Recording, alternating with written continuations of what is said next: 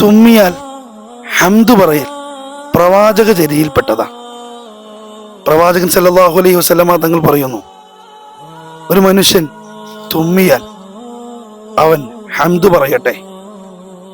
എൻ്റെ പ്രിയപ്പെട്ടവരെ, എന്തിനാണ് ഹംദ് പറയാൻ പ്രവാചകൻ നമ്മോട് കൽപ്പിച്ചത്?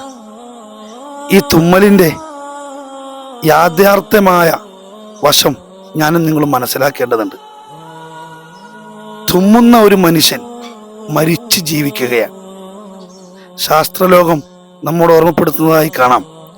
ഒരു മനുഷ്യൻ തുമ്മിയാൽ ആ മനുഷ്യന്റെ ശരീരങ്ങളിലുള്ള മുഴുവൻ നാഡീനരമ്പുകളും ചുരുങ്ങിയ സമയം നിശ്ചലമായി പോവുകയാണ്.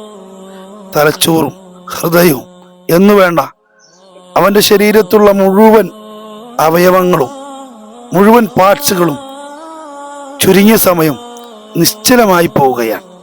അതായത് അവൻ ചുരുങ്ങിയ സമയം മരിക്കുകയാണ്.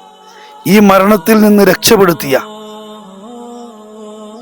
ഖാലിഖായ അള്ളാഹുവിനാകുന്നു സർവസ്തുതിയും എന്നതാണ് അതിൻ്റെ അർത്ഥം. ഇൻഷാ അല്ലാഹ് വീണ്ടും കാണാം. അസ്സലാമു അലൈക്കും വറഹ്മത്തുള്ളാഹി.